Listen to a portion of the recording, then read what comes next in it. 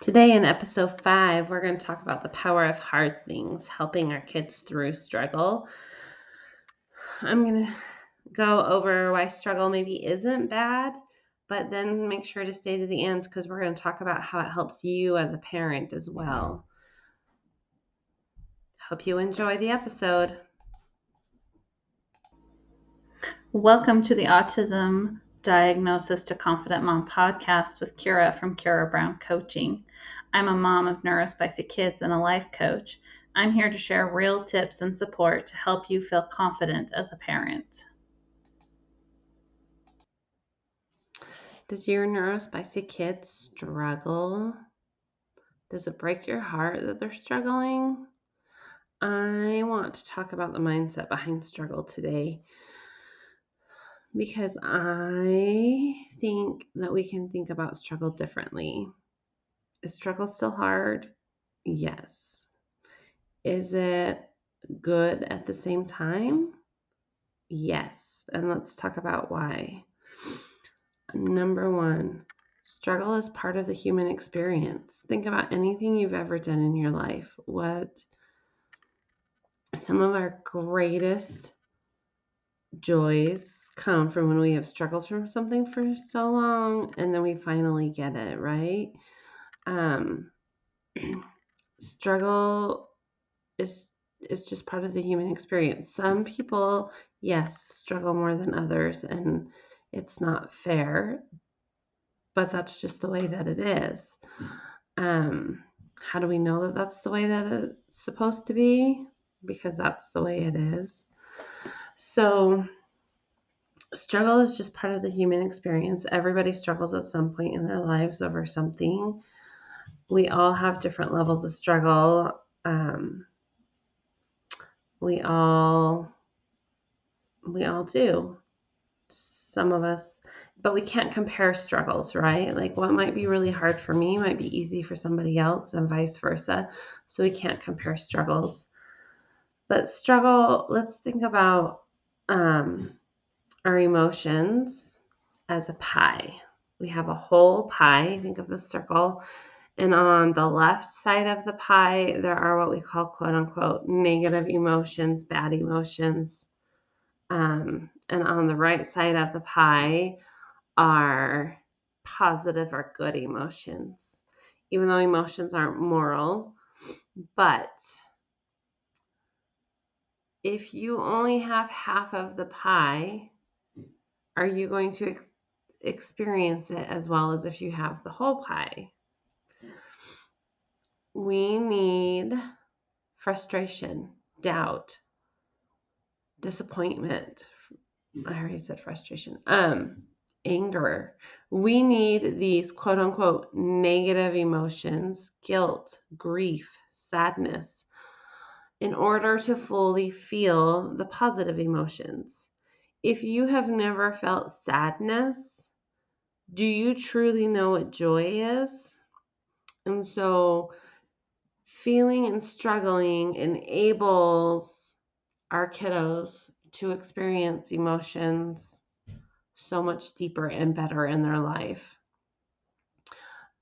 Like I said, it doesn't mean that it's easy. I'm just saying that it's healthy for them, that it's good for them. Another idea I had, we have been getting ready for back to school at our house, and part of that is always going through all of our clothes and getting rid of all the holey jeans and the holey t-shirts and the worn out clothes and seeing what clothes we need to buy going forward.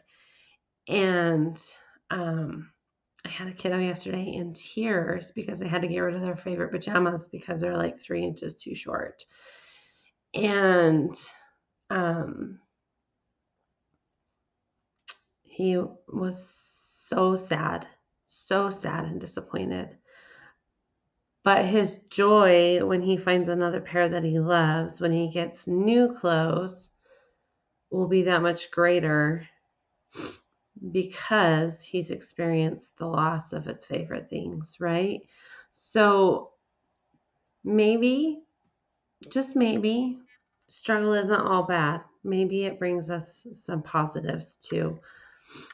Another thing that struggle with in anybody's lives, but especially in our neurospicy kiddos' lives, is it gives us data. It gives us data on what they need help with, what they're struggling with. When I think of struggle, I think of meltdowns at my house. Meltdowns over silly things that you think, man, well, I thought we had this. We don't have this. That's data, right? Instead of making it emotional, look at it like a science experiment and look at the data. What is the data telling us? In my house right now, the data is telling us I do not have enough of a routine during summer,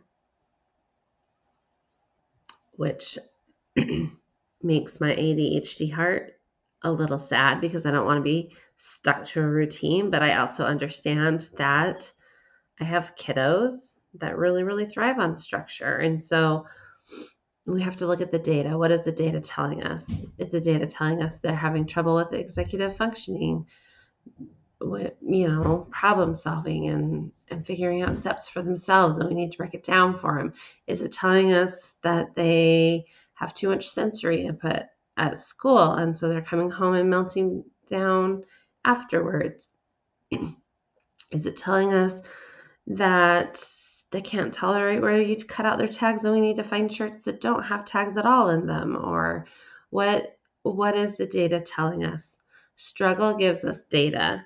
And when we have data, it's like pieces to a puzzle, right? We have life is a 1,000-piece puzzle. And without the data, you only have 750 of the pieces, and you can't solve the problem if you don't have the data. So we can learn from the data. And then struggle gives us an opportunity to practice the skills that we've been learning. If we learn self-regulation tools when they're calm, then we can practice them, try to practice them and implement them when we are dysregulated with your help, right? But if we don't learn them when they're calm, then we can't practice it during the struggle. But I heard a parenting guru once, and I cannot remember who, but they were like, I don't ground my kid from their phone for a week. I do it for a couple of hours and then I give it back because I want them to have every opportunity to lose it again, to learn that lesson again, to practice that lesson again. So struggle gives us every opportunity to practice that again and again and again until it becomes easy, second nature to them, until they become a pro at it, an expert at it. They say you need to do something for 10,000 hours to become an expert at it. So we need to give them lots and lots of opportunities to practice those skills that we're trying to teach them. And struggle gives them more opportunities to learn and to grow.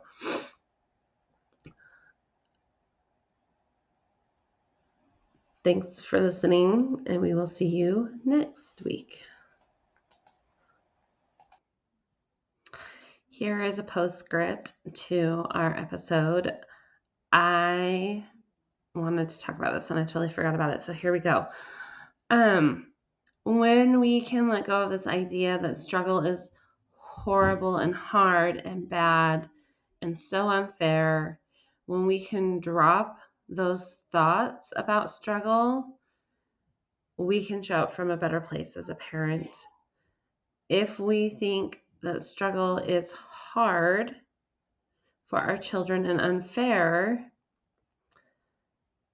then we might feel resentful or disappointed or frustrated, and then we parent out of that disappointment or frustration or resentment. and we make it harder for ourselves. But if we can just think of, even if we can get to neutral or curious about struggle, I wonder how this struggle might help my child grow. I wonder how this might be good for them. Then we show up differently. If we are resentful or disappointed or frustrated, we might show up shorter, not as patient, angry at people that aren't doing things the way that we don't want them, or angry at people for doing things differently than we would do them. But if we show up from curiosity, then our minds are open more. We have more ability to ask better questions, and our brains love to look for answers to our questions. So empowering questions are really important. So we might ask, how can I help my child learn through this struggle? How can I help his teacher to understand his struggle?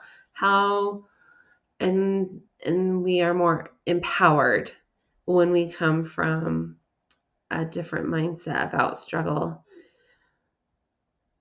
So you've got this, Mama. If you need help, reach out to me. I would love to help you. You can check me out at KeiraBrownCoaching.com. That's Keira, Brown like the color, coaching.com. And I would love to help you work through your mindset about struggle. You're doing better than you think you are, Mama. You've got this. Thanks so much for listening to Autism Diagnosis to Confident Mom. If this episode helped you feel a little more seen or supported, please take a moment to like, follow, or subscribe to the podcast. And if you know another parent who needs to hear this, share it with them too. We're all in this together. You're doing better than you think, Mama. You've got this.